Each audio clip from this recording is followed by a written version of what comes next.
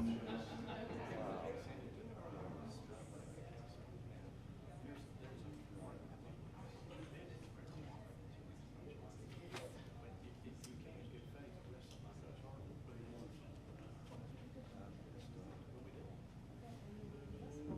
sir, it's 5:30 exactly.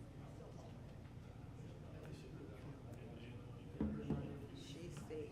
She's sick.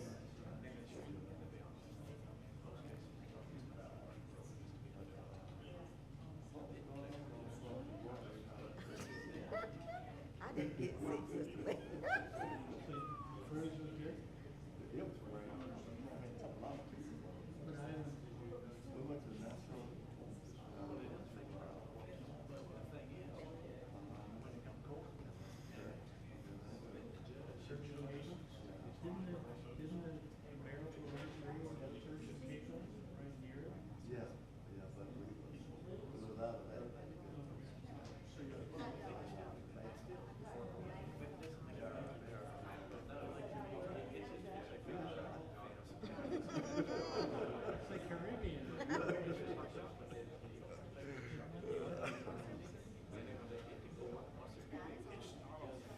Well, they call that New York. Yeah, I think we got to Sister Lee.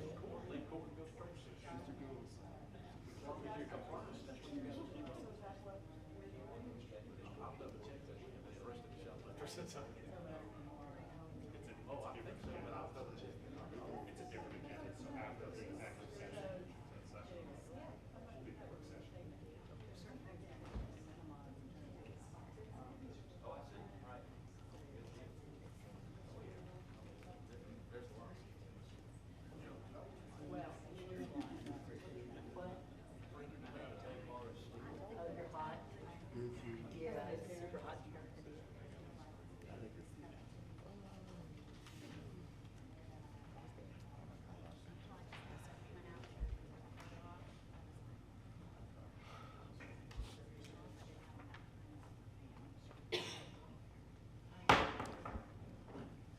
Good afternoon. We're going to call our meeting to order.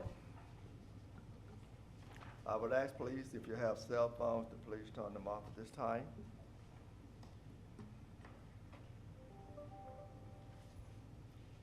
We will stand and have pledge of allegiance by Councilmember Wagenhouse and prayer by Mayor Pro Tem Reed.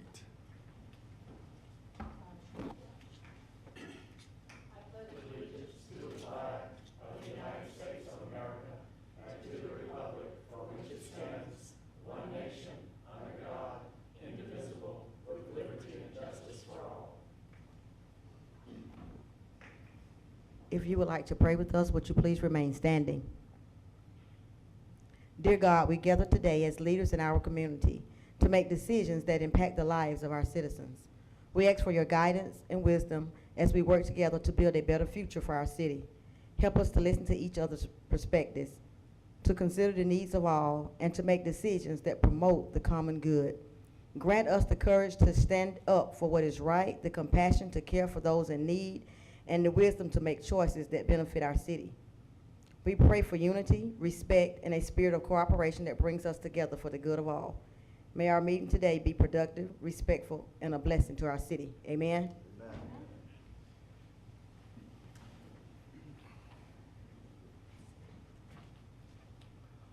The director showed that Councilmember Latham is not with us this evening. He'll be out. Consent agenda, approval minutes from May 13th and 17th meetings.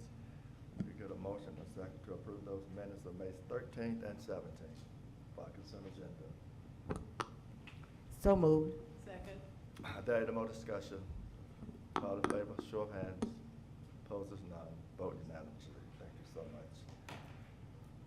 Zoning hearing, no zoning hearing this evening, no legal matters. Unfinished business, Monica. Hill Park restroom bid review. Yes, sir. Good afternoon on this hot, warm day.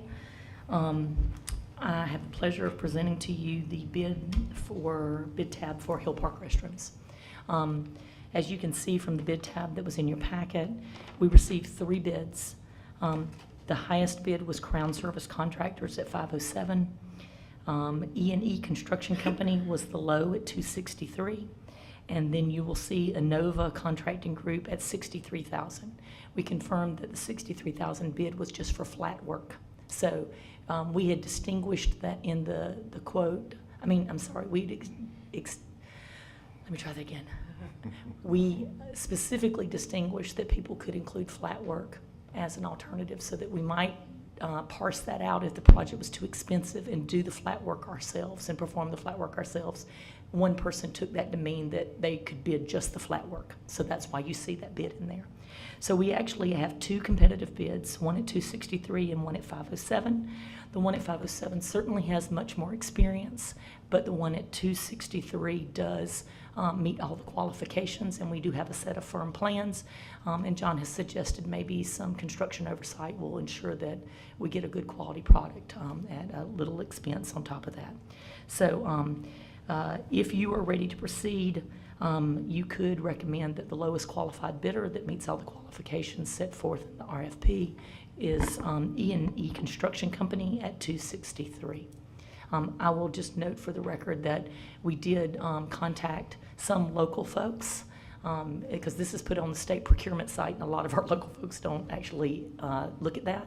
But we did not have a local bidder, and there was plenty of time for a local bidder to participate. And I'll answer any questions that you might have. May I ask? Sure. May I ask?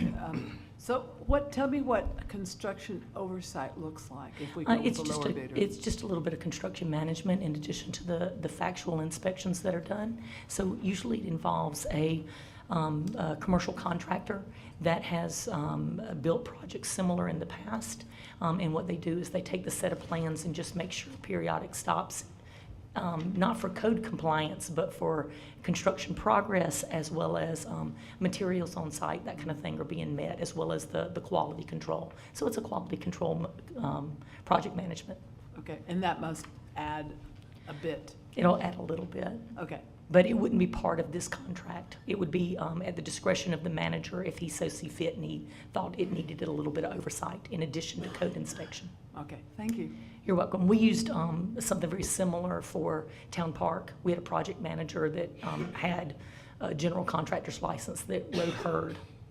So, Did either construction company say how long it would take to get the project done if they was they did not, no, wanted sir. to bid? No, sir, they did not. Okay, and we know this been on the back burner for a long, long time, so. Yes, sir. hopefully, yeah. Waiting Okay. funding, and y'all decided to move forward and fund it out of existing funds. All right. Eric? If I can, Mayor, Sure. I'm very pleased. This is the closest we've come to accomplishing this Absolutely, long-awaited yes. goal of getting restrooms for our many, many users of Hill Park. So I'm really excited to get this. Is there a normal standard contract time for initiation, starting of the work, or completing the work? We would expect mobilization within 45 days at the maximum. Well, I'm very pleased that we've got to this point. Absolutely. If you award the low bid, then we will immediately proceed to a lump sum contract and have the attorney review that with the city manager, and we might be able to have that ready to go at your next meeting and see if we can't make sure you can proceed with that. Mr. Mayor, may I? Sure. After we start with this one, how close are we to getting restrooms in the other parks in our city? Depends on funding. Depends on funding. This is the model, though. So once this one is done, we already have the plans reviewed, and you won't have that review period anymore. So you'll be able to proceed as soon as funds are available, and John directs staff to address that accordingly. And I think, if I'm not mistaken, the funds for this one have been in the works, and it's been so long I've forgotten now. It's SPLOST and, Yes, sir, I think y'all are funding this one out of SPLOST. yeah. Yeah. Yes, sir. Any more discussion? If not, if we get a motion and a second to approve the E&E construct, or the low bidder, E&E construction. Yeah, Mayor, I'd be glad to make that motion to approve the contract with EE Construction as the low bidder with a bid of $263,242. Second. Are there any more discussion? All in favor, show of hands. Opposed, none. Vote unanimously. Thanks, Okay. Monica. We'll proceed apace and get a contract to legal. Appreciate that.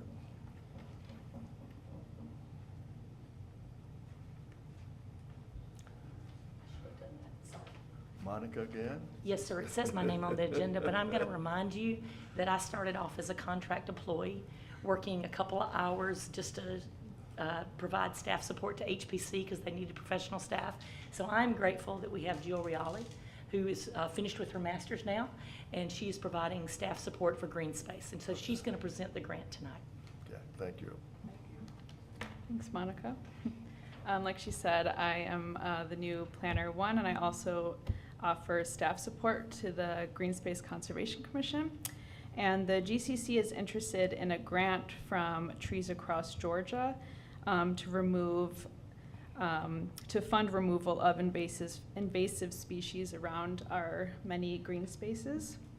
The project name is Invasive Species Removal, and the goal of this project is to address approximately 9 acres of conservation land, removing an estimated ½ acre of invasive species removal by July 2025. So the total project cost would be $27,595. As written in the resolution, we are requesting $13,650 of the grant agency to supplement our labor. And with a dollar-for-dollar match, we would be matching the minimum of that same price, around $13,000. $3,000 of that would be in-kind cash from GCC's budget, and the remaining will be funded by labor cost. And so what I'm asking is for the council to approve the resolution and, if approved, for Mr. Mayor to sign all requisite documents as well. And before I open this up to any questions, I just wanted to say something else on behalf of GCC. You may have seen some signs going up around town for our green space walking paths. They're going up quickly, and we're really excited about it. We're going to have a grand opening that you all will be invited to on August 2nd at 10 a.m., but I'll send an invitation out for that as well. But are there any questions regarding the grant? And I believe that would be right after our work Yes, session yes, of sir. that day. Mhm. So, if I could just make one comment, Mayor, as the liaison of Green Space, that's a great commission. There's a bunch of thoroughbreds on that commission. 3 of whom I think I see in the audience tonight. They work hard, they get a lot done, and Jill very effectively reins them in and spurs them on as needed, and does a real good job helping us with that commission. Just wanted to say that. Thanks. Thank you so much. Any more comments? If not, we can get a motion to approve this invasive species removal project grant. Yes, sir, Mr. Mayor, I would like to make a motion that we approve the invasive species removal project for a total of This is it, $15,000. $27,595. A grant being $13,650 with a match of $13,945. I second the motion, Mayor. There ain't no more discussion. All in favor, show of hands. Opposed is none, vote unanimously. Thank you so much.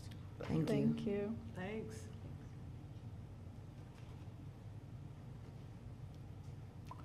Surplus inventory, Karen? Yes, sir. Our IT consultant has put together a list of old computers, printers, monitors, and other miscellaneous technology equipment from our various, what I call computer graveyard sites all over the city. But we're wishing to declare these as surplus, and after the attorney looks into our procedure on how to go about, we would like to be able to donate all of this equipment to the Board of Education for them to use in their IT classes. All the hard drives will be removed. There will be no secured information transferred. It's just the casing and the small equipment that they can play and learn off of. And Mayor and Council, if I could just follow up, my only concern is that we don't have to put it out for a bid. I think we can just pass it along to another public entity, just give it to them, gift it to them. But I'm just gonna double check on that before we do that. That's my only concern. Okay. So am I gonna lose the Dell Optiflex GX 520, which I really think is much better than the 732? Yeah. Yep. I think, I saw a date on here, I mean, even back to 2015, and some of this stuff, I remember writing these comments, and it is extremely old. We do not throw anything away. So our council have a problem with that? Donate it to the Board of Education. If not, we can get a motion for, to do that. Mr. Mayor, I would like to make a motion that we donate all of the equipment from COM surplus inventory to the Board of Education And declare it surplus. and declare it surplus. Subject to the city attorney's approval of that. Subject to the city attorney's approval of that and anything else that goes with this. Second, Mayor. Are there any more discussion? All in favor, show of hands. Opposed is none. Vote unanimously. Thanks, Karen. Mayor, can I ask Karen whether, quick update on the conversion to the new stuff, when that's happened? What do we got going there? The new software? Yeah. Yes, sir. So we are in the process now of trying to get our current software converted over to the new software. And so there's a consultant that I'm working with, Ms. Dina Boston. She's in my office today, but she will be helping and assisting in the conversion of the whole platform, just not pieces of it. So, also, is that okay? I mean, there's really nothing else. We are just now in the stages, and we're hoping to go live in October. One more thing to add about surplus equipment. The month of May, we sold over $250,000 in surplus equipment. And so May was a very good month for us.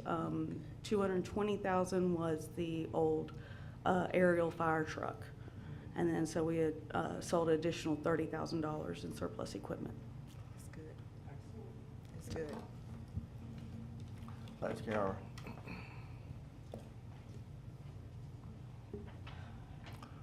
Before we go, are there any comments from the public?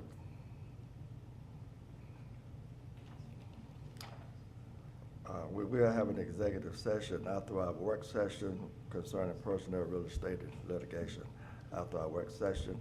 At this time, we'll be going to our work session, and at this time, I believe our city manager usually give us a report in our work session. John is prepared to give us a report. Because there are folks in the audience, I have all the time in the world.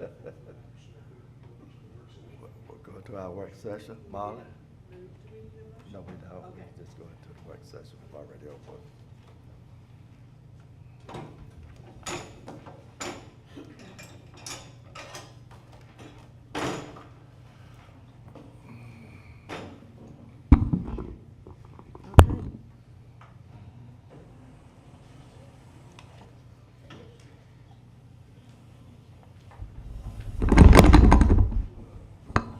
Sorry, Ken. Yep. Oh, thanks. Molly's still outside.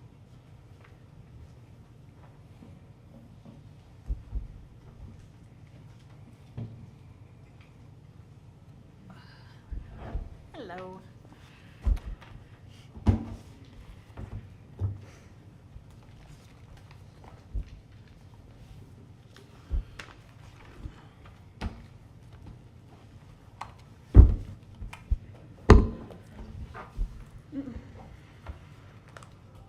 All right. Thank you all for having me here tonight to go over the city-initiated text amendments related to industrial and commercial property. Commercial is really only there as a cleanup to shift something over to industrial, so this is very much focused on the industrial portions of our ordinance.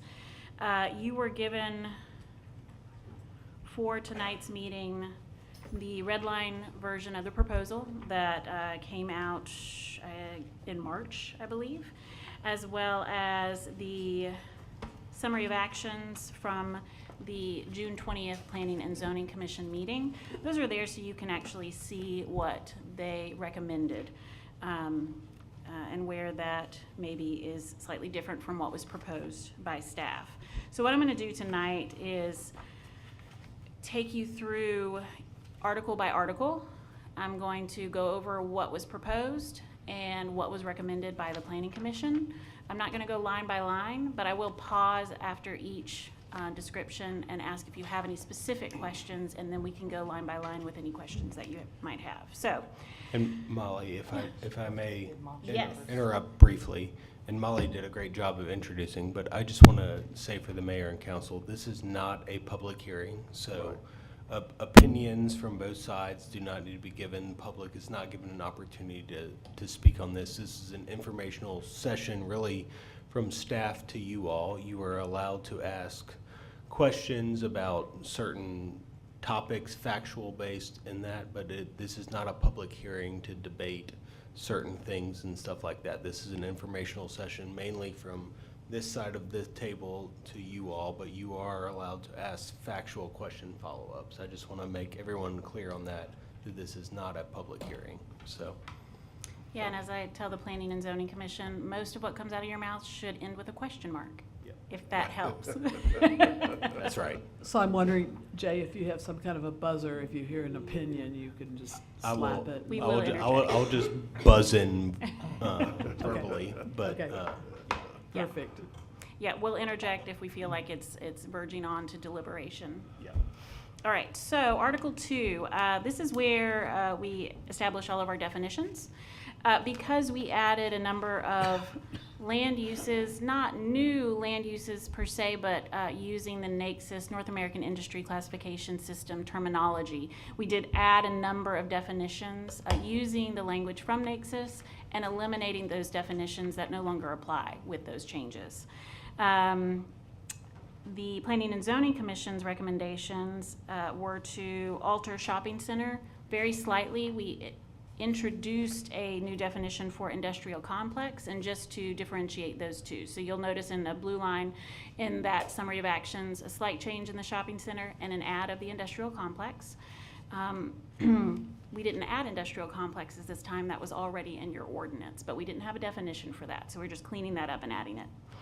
And then you'll notice that they propose removal of the definition for city transportation official.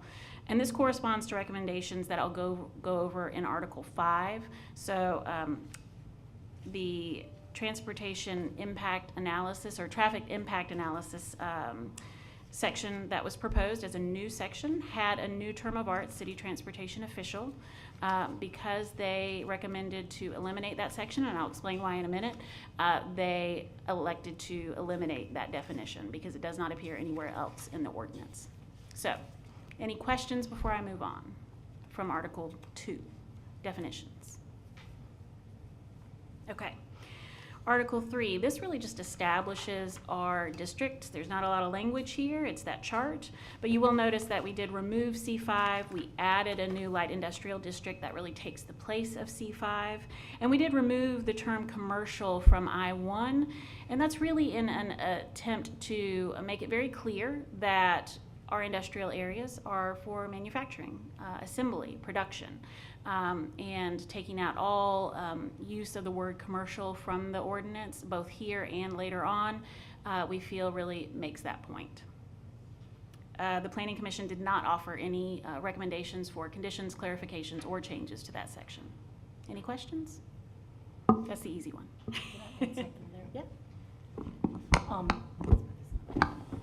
So I just wanted to add, one reason that was considered is because we did have people contemplating commercial intrusions into the industrial zone, and although the manager and the planning staff were waving those off, we thought that adding clarity that it was not an area for commercial intrusion, that it was an area for industrial reservation was important. And so that's why that was added in that section. All right, so now we get to the meat of it. Article 5. These are all of our performance standards, buffers. You will note that we did offer up an increased interstate buffer as well as an additional scenic buffer along State Route 83. We, for ease of use, combined all of our performance standards under one subheader. and applied those to both commercial and industrial districts. I think that was the intent early on. It just wasn't done. We're cleaning that up. And then the traffic impact analysis was added. I want to go into a little bit of detail here. So later on in section 800, you'll notice that we refer to a number of organizations and or publications that are at the state or federal level for use of reference for any required reports or plans. At the time that we proffered this, we hadn't found a state or federal template to provide you all as an option for reference. So we actually took the county's transportation impact analysis section, made some changes and added it to our section in lieu of a state or federal option. But in the midst of a number of public hearings that we've had to date, we were able to actually find a traffic study section. It's from Georgia Department of Transportation. It's their design policy manual. It's updated regularly, if not annually, biannually. And they have a traffic study section that outlines everything that should be included in a standard traffic study. So this was actually a recommendation from staff at this meeting that there was an option for the Planning Commission to remove that section entirely. I want to be very clear, it does not remove the requirement for a traffic study. It simply reduces the amount of language in the code and points us to a state level template that developers can use when developing a traffic study where it is required.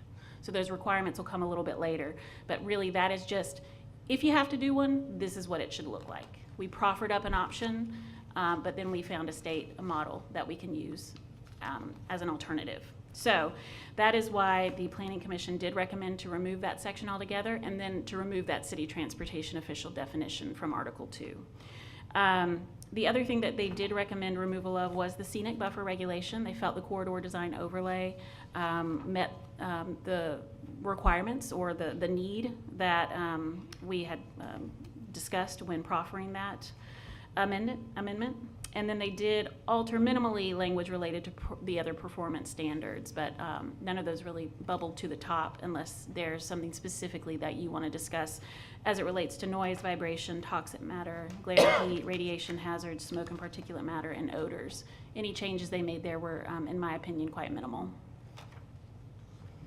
Any questions? Okay. I've got a question on the fencing. That I know what a city manager is. I know who our city manager is. Where are the definitions and the names of whoever might be the building and zoning administrator? So the building and zoning administrator is defined currently as the city manager and or their designee. So are we just splitting hairs as to whether if the building and zoning administrator is the city manager, why are we striking that city manager part? That is a term of art that we started introducing about midway when I was here last, so 2015, 2016.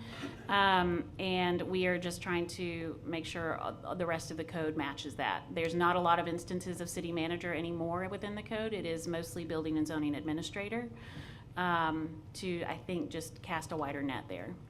I think so. And as far Is as, it earlier I guess, than that? a legal question for Jay, are not shall and will the same thing in legal terms? They are, I think, Is to one answer stronger to than answer the other? the question you just asked, shall is a legal term that lawyers like to use. I think will or is a softer term that means the same thing. There's no legal repercussions from that. To get to your first question about the city manager versus the planning and zoning administrator, or whatever you define that is very normal in cities, that the city manager, as your executive head, everything runs through him, but he can designate people to do certain jobs such as building and permits and stuff. So the city manager's plate just doesn't get so full, but it still runs through the city manager. He is designating the building and zoning administrator to sign off on those things. So it's still it's going through your head executive, but without him having to do everything, or her, should that be the case. Thank you. Yep. And I'm just going to say that's a little bit earlier than Molly stated. I won't swear, but that transition happened between the 98 zoning ordinance and the 2000 zoning ordinance, because at the time, Chuck Jarrell was serving as the city's zoning officer and our building official, and so there was a need to clarify those. So David held, the city manager held and holds in various ordinances different titles, and it usually says, and his or her designee. And I mean, the same with our soil erosion ordinance and a couple of others like that. But I believe the transition from the term city manager happened right before the 2000 ordinance, but I won't swear, but that seems right to me. And that's really so everything runs through your city manager, but the city manager has the option to designate someone else to handle a job that is supposed to be in that role. I mean, it's just divvying up powers rather than the city manager having to sign off on every single thing that comes through the city. All right. And also to just speak to the shall, and that's a push from my end. It's a little outdated. Modern codes don't really, zoning codes don't really use that language. And it's just something that helps us kind of update and make it a little more user-friendly.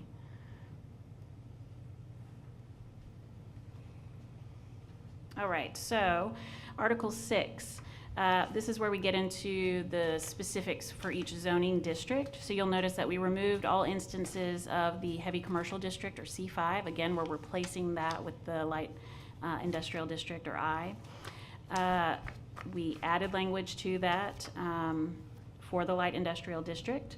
We added a new land use table. We utilized terminology and codes from, again, the North American Industry Classification System. And then the big thing here is that all permitted uses that exceed those thresholds in Note 1 actually trip to a conditional use. So it's important that you take a look at that Note 1.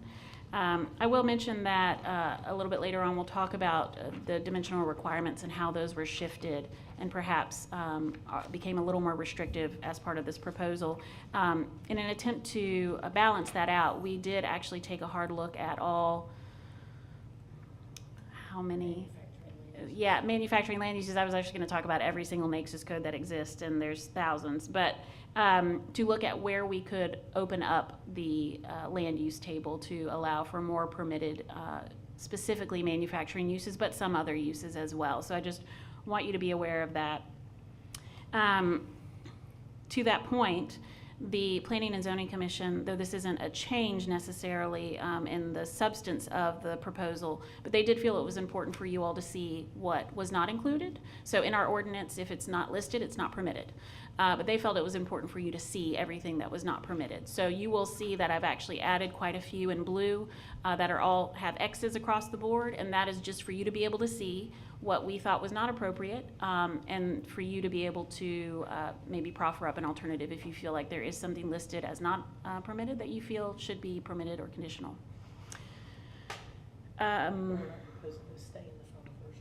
Correct. We do think those should be pulled out and cleaned up just to shorten the land use table for the final version that goes into the zoning ordinance. That's just there for you to take a look at what's in the NAICS code that is not in your land use table currently as proposed. Based on some public comment, they did elect to add services to buildings and dwellings as a permitted use in I-1 and general warehousing and storage as a conditional use in I-2. So general warehousing and storage, that's distribution facilities, just to kind of use that in layman's terms. And then they did make some substantial changes to the conditional use thresholds from what was proffered. They proffered up any permitted use that is, 1, subject to SARA Title III, so that's hazardous materials that you would be looking at. 2, anticipates the generation of 750 or more annual average daily traffic. And or 3, anticipates the generation of 175 or more annual average daily truck traffic, requires a conditional use permit. I wanted to be very clear that this recommendation does not include thresholds for water and wastewater, which is another area of impacts that I know you all are concerned about, so that's something that you would want to discuss at the public hearing. And then they altered some language in section 650.4 for clarity, but that was not substantial. Any questions? I will, in the memorandum that I give to you, outline what was proposed, what was recommended by the Planning and Zoning Commission as a summation, and then give you some rationale for what was proposed for some of these items, specifically the thresholds and the dimensional requirement changes that we proposed. You'll have some rationale behind that, so you can see a little bit of data.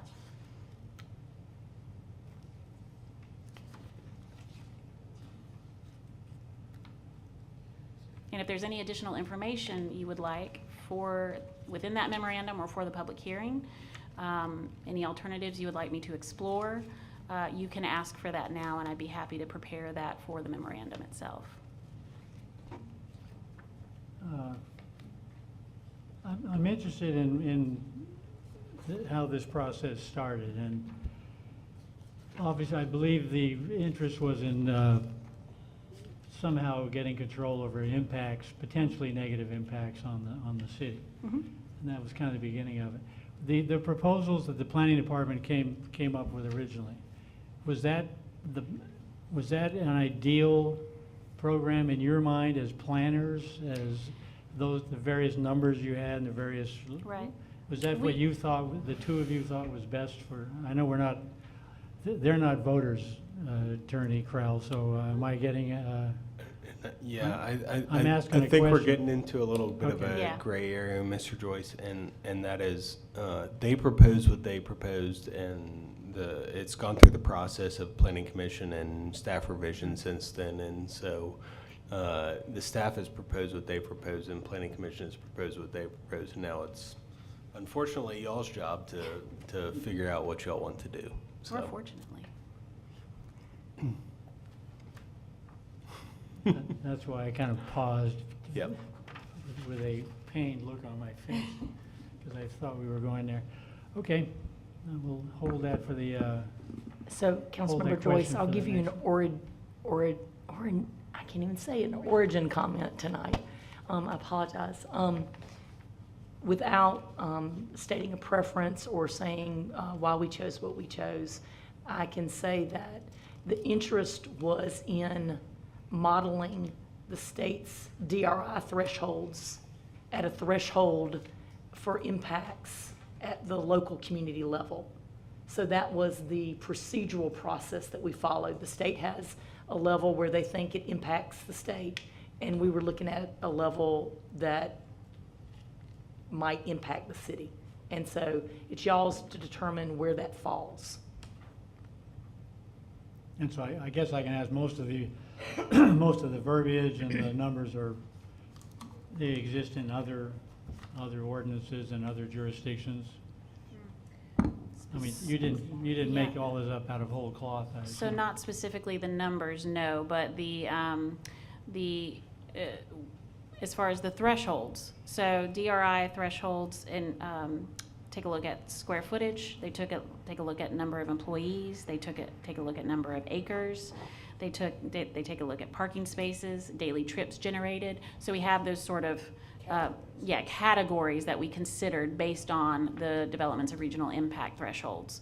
So then we take a look at local industries within the city that are currently operating, both longstanding and newer facilities, and take a look at what they're operating at with regard to parking spaces, number of employees coming and going every day, number of trucks coming and going every day, utility usage, things of that nature. And then we proffer up a number, and then it's for you to decide whether that's too restrictive, not restrictive enough, and where you want to land in that. How we doing, Jay? great. I have a question, if I may.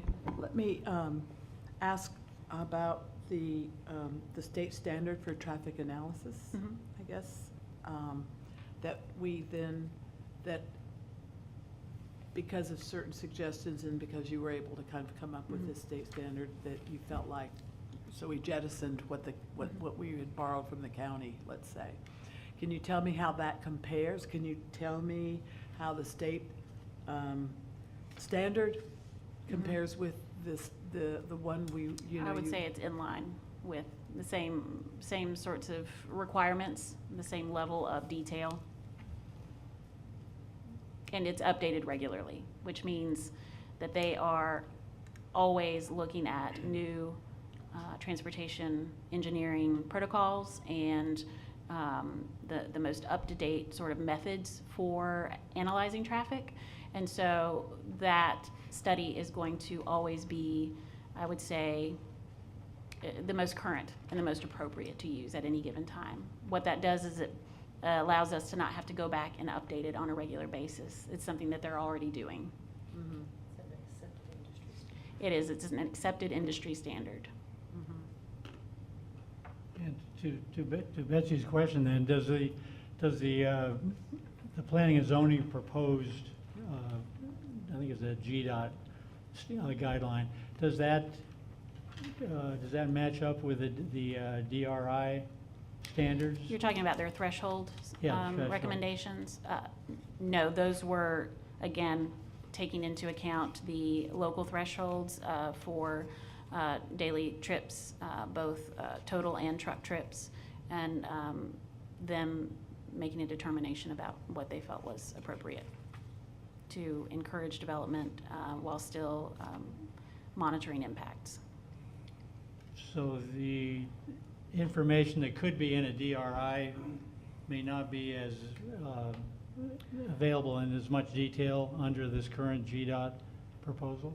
So the GDOT proposal is separate from the thresholds. The GDOT proposal is, again, it's just, what do we want our transportation study to include? If they are required to do a transportation report, we say, look at the design policy manual, do what's in there. The thresholds are something separate from that. Again, I mentioned eliminating that traffic impact analysis section would not eliminate the thresholds or the triggers for a traffic study. It just provides you the template. Their recommendations for those thresholds were based off of the information that I provided, both the developments of regional impact thresholds for wholesale and distribution, industry, waste handling, intermodal terminals, and any other development types, as well as local thresholds for 7 to 8 local industries, both within the city and 2 outside of the city. So if I may, Mr. Joyce and Mayor and Council, the state sets a level that the DRI has to meet. The city is allowed to require more than that, but they cannot require less than that, if that makes sense. So it's a kind of a ceiling that the state puts in place. The cities and counties can require more information or stricter rules, but they cannot go above that threshold to wipe out the state law, basically. Thank you. And I want to be very clear about the DRI process. It's non-regulatory. It is simply it's a comment period. It is one that is built into any sort of development timeline. Because it is non-regulatory, there is no question as to will it be approved or not. It is simply just, we have to submit these reports, we get the comments, and we move on through the process. So that's the difference here, right, is that there is actually a hearing process and a yes or no by this body.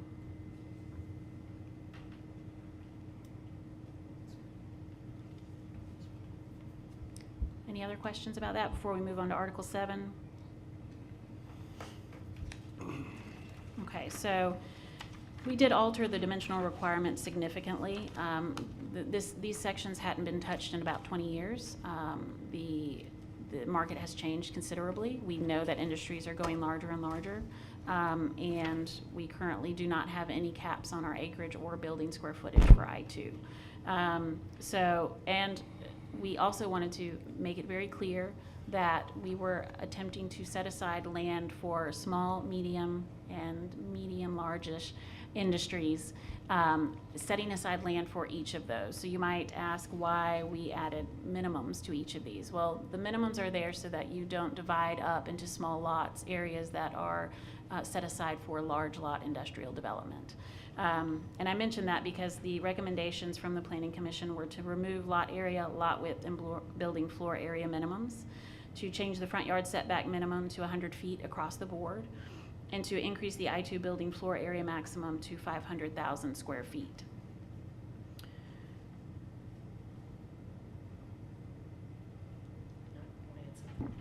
So I'm just going to add that when we did the residential overhaul in 2005, There were also a lot of comments from the Planning Commission as well as the public, and a lot of discussion from mayor and council on lot sizes and the reallocation of those per district. We would expect that y'all would provide that same degree of discernment and evaluation with this one, because we are introducing maximums and minimums, and we are expecting the same amount of discourse when we get to public hearing, because we hadn't overhauled the residential in a while, and we expected that level of discourse. We would expect that same level of discussion and discourse about lot sizes and building sizes when we get there for industrial for the public hearing process, and there has been some to date. So in the summary of actions for the Planning and Zoning Commission, when you look at that dimensional requirement table, you'll see some items in black. Those are what are currently on the books. Those in red are what were proffered to you initially by staff.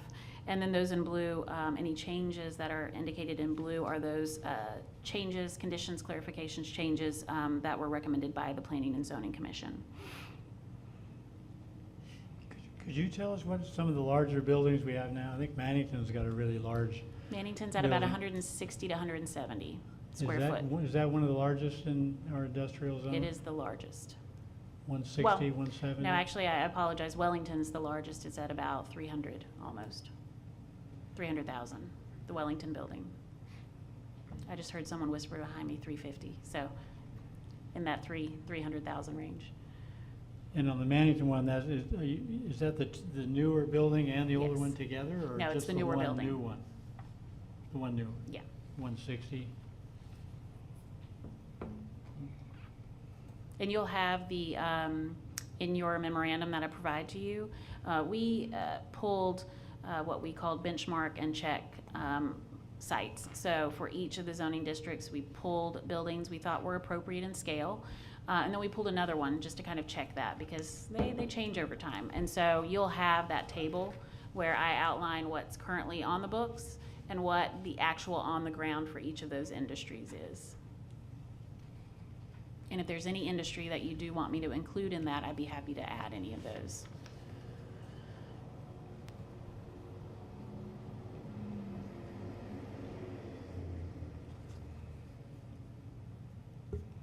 Any questions?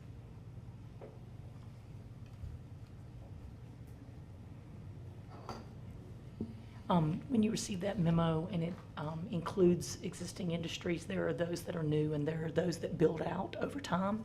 They were both included. I would encourage you to look at that chart and do drive-bys. It is very hard for, I would say, a good bit of our constituency to understand scale. We see them again and again struggle with it in all of our forums. So therefore, Molly did a really good job of analyzing what was on the ground, pulling it off tax records and off visuals, so that there would be clarity of reference. So you can drive by a building, and if you feel it's too big or too small, or we've got more room, you would be able to discern that from both the chart with the dimensions on it, as well as the reference visually when you're in the field. So I would encourage you to try to discern scale from both words and site visits. I have a question, Mr. Mayor.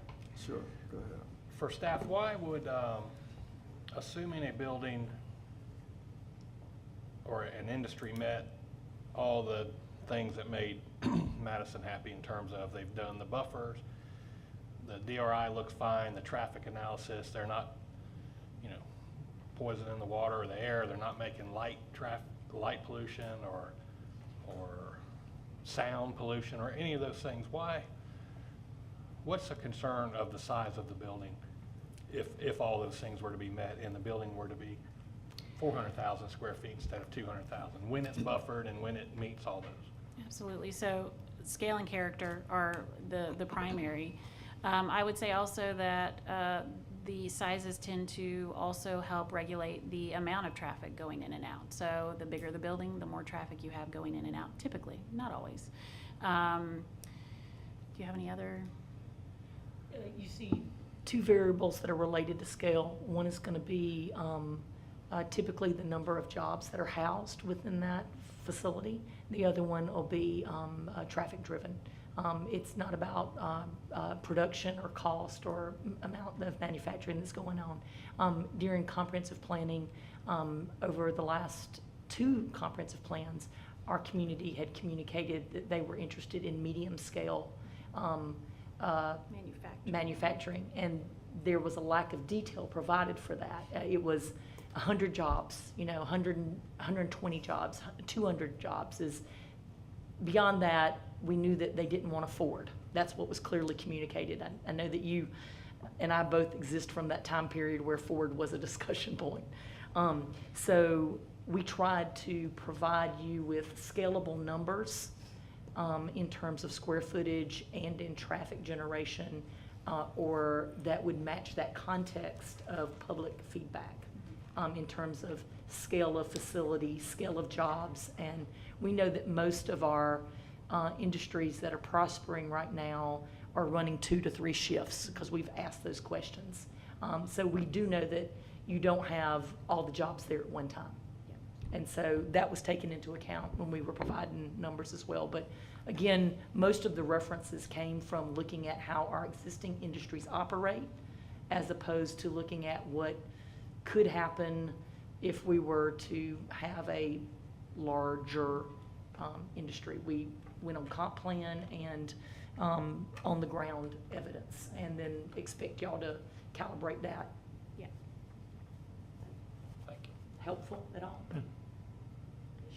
That was a good question, because we're looking at impacts in the building itself, other than maybe visual. On that point, I know there were some objections to the buffer zones.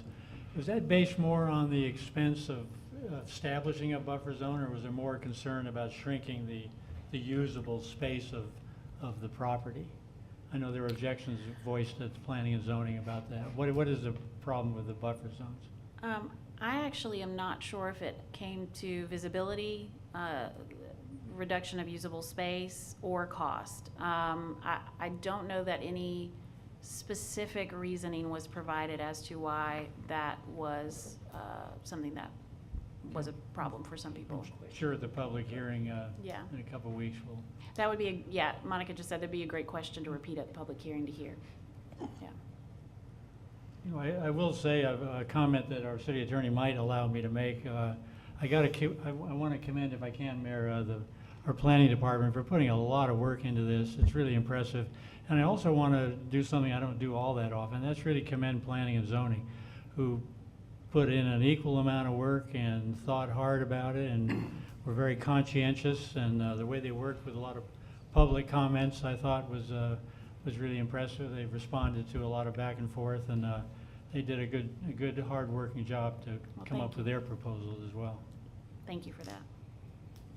And if I can just respond to you, Mr. Joyce, and I've expressed this to Monica and Molly, and I think John and anyone else that has asked, this is the way that the zoning process is supposed to work, especially if the city is initiating it. It's the staff propose something, it goes through a strenuous process, the planning commission makes recommendations, and then you ultimately will make a decision in a couple of weeks. I think this is the way it's supposed to work, and that's the way that a good ordinance gets written for the best for the city that you're in. I mean, I do believe that. It's not supposed to just be rubber stamped all the way through. I think a good conversation and changes along the process are a good thing, and then ultimately y'all will make whatever decision that you all will make. So, I'm glad to hear that. yep. And if I may, I'd like to ask to clarify something that was said a minute ago. We're talking about maximum size, especially when we're looking at I-2. That I think what I heard you say was that when planning was especially looking initially at the maximum size, that you took into account, and even in discussion with planning and zoning, you definitely took into account first of all, what would reflect the character of Madison and also what reflected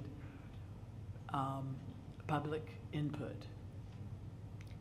I'd also say that it probably also reflects conversations we've had with people who wanted to develop their property or develop their land over the last 20 years. Every time somebody has discussion with us, that informs us what their intentions are. And so that also went into the equation. I don't want to pretend that we only listen to comprehensive planning comments. We also have been interacting with developers for 20 years in terms of their intentions to develop their property. So that also was taken into consideration. But again, most of the derived product that Molly did very well is based on establishing impact thresholds. And that's really the focus of it, was looking at impact thresholds. I wanted to add one thing, if I might, that Councilmember Joyce alluded to, but we didn't kind of talk about a little bit more. I wanted to encourage you to, when you're looking at that scenic buffer, you asked about the scenic buffer. One of the comments I heard from Molly that she reported to me from the Planning Commission was that the recommendation was that the corridor board could, that their standards might be adaptable to cover that. And I just want to be, I want to clarify for the record that the corridor job is to mitigate the impact of visibility of development. But it is to make it a streetscape commercial appearance. As we were moving through comprehensive planning, that is not what we heard about the Highway 83 corridor. So therefore, staff's preparation lent more toward a scenic buffer instead of establishing another commercial corridor. So that's, I just wanted to be clear that that scenic commentary was muted by that. And I will say that is, should have been specified within the first proposal. We do mean south of I-20, 83 south of I-20, not including those commercial, the commercial zoning districts, but the industrial zoning districts south of I-20. And just to be clear, scenic byways, when they were first designated by the state of Georgia, weren't allowed to cross interstates. And so we might not have articulated that in our proposal as well as we should have, but we certainly had that in the back of our heads, that scenic byways don't cross interstates. And your discussion and can include some alteration to the language to be more specific. So Article 8, the last one, this is where we get into those required reports and plans. So not too much here that we haven't already discussed, which is this change to Section 585, referencing the Georgia Department of Transportation's Design Policy Manual, and altering those conditional use thresholds that are listed below that within that section to correspond to Note 1 of the land use table that we've already covered. And again, this is just changing the reference from the traffic impact analysis section that we proffered within the code in Section 500 to using the Georgia Department of Transportation's Design Policy Manual as a template. I want to be clear, I haven't gone line by line exhaustively. There are other changes that were proposed, as well as changes recommended from those proposals that you will see in the red line version, as well as a summary of action. So if there's anything I haven't covered that you would like me to provide any clarification on, please let me know. The number 6 there on the required reports on the DRI, if applicable, is the standard for a DRI threshold is simply the square footage of the building? It depends on the type of use. Oh, really? Mm-hmm. We're just saying if you've had to do one, we'd like to see that report.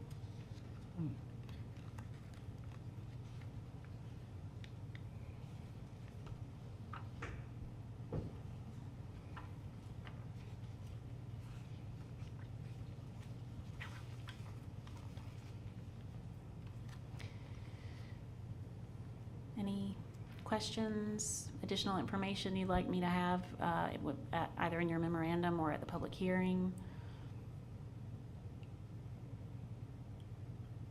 And I'm at my desk every day, so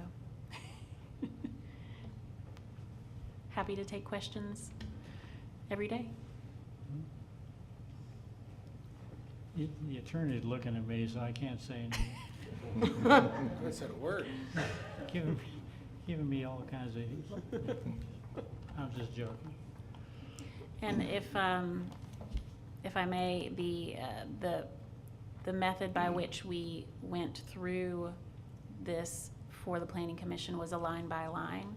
And it's something that I think would be appropriate for the public hearing as well. So it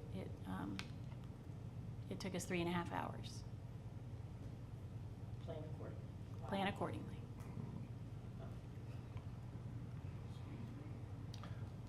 Well, Molly and Monica, thanks so much for a thorough job. Molly, thank you so much. Thank you. Great Thank you. job. Appreciate Thank you so that. much. No more questions from the council? Thank you.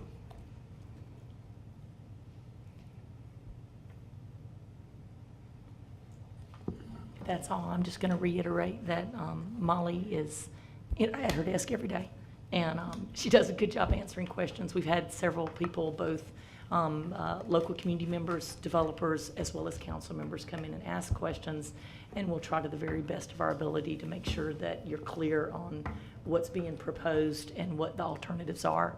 And if you have something that you have more additional questions, if we need to seek legal advice, we'll do so. So please let us know your comments and feedback. We're grateful for that. Thank you. And that public hearing and vote will be on the 22nd? of July this- 22nd. Okay. 2 weeks from tonight? 2 weeks from tonight. If I may, Sure. I'm glad you brought that up. I was gonna say, so you're saying that you're anticipating that for the public hearing on the 22nd, you would go line by line through it? Is that what we're? It's really up to you all. If you feel that you said it's going to be a hearing and a vote, that's really up to you whether there's a vote. There will be a vote, but you have multiple options. You can approve as proposed, approve with conditions, clarifications, and changes. You can deny. You can postpone to a following meeting if you feel more deliberation is necessary. So it's really up to you all where you all feel you are at in that process. I might add that it may be that as a certain council member says, oh, I'd like to go over this section by line. Like for definitions, y'all may have no interest in us going line by line for definitions. But you may say, for the performance standards, I'd like to go line by line for that area. So you can choose to abbreviate your discussion. Right, and I will say the Planning Commission had 3 meetings on this. They Right. had 2 previous meetings before they did a line-by-line work session. Okay. And No, if I may, Meetings, yeah. and work to session. your point, I'm thinking, the planning and zoning spent a lot of time on this, and as you said, they did 3 meetings before they came up with the final product. I personally am a little nervous thinking, I mean, we'll just see how it flows, but I'm a little nervous thinking we would get it all done in one session on the 22nd. We'd be very surprised. Residential took at honestly, I least don't- 3 times. I mean, I would encourage my fellow council members to not not think that a vote is a sure thing, personally. I mean, I think there's a lot of work to be done. This is important. We spent so much time on it.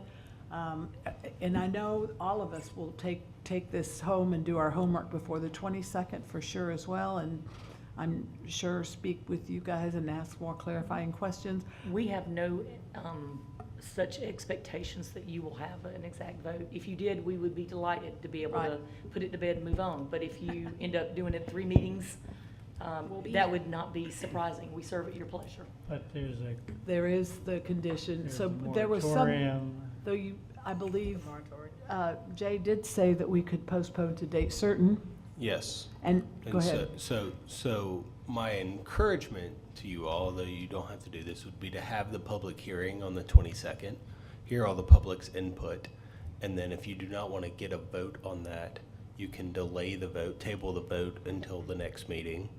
And by that account, you'd also have to extend the moratorium, I think, for another 30 days, I think. And y'all could have another meeting in August. You could, right?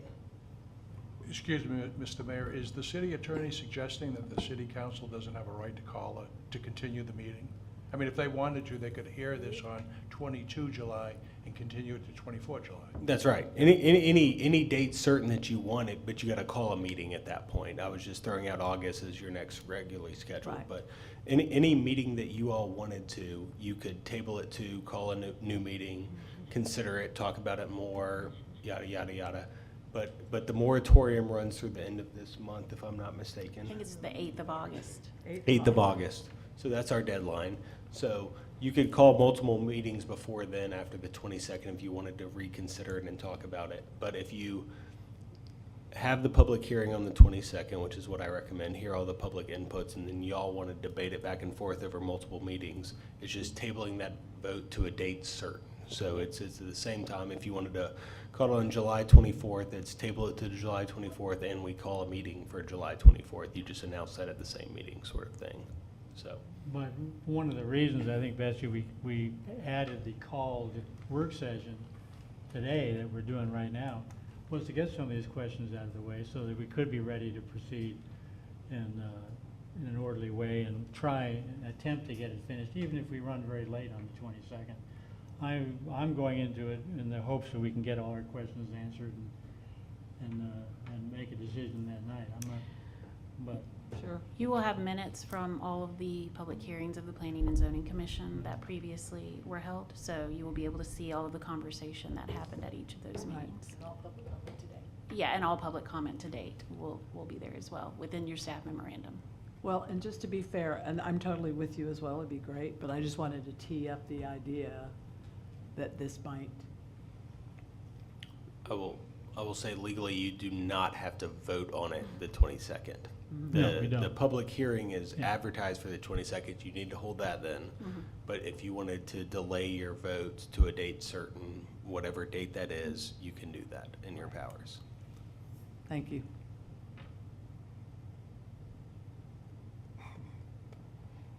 Okay. Thank you. Awesome.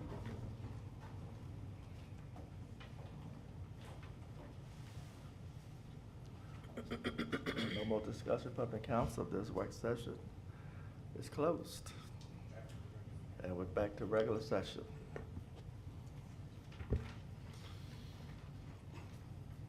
No comments from regular session. We will get a motion to go into executive session to discuss personnel, real estate, and litigation. So moved. Second. All in favor? Opposers, none. We're back into Going in for- executive session.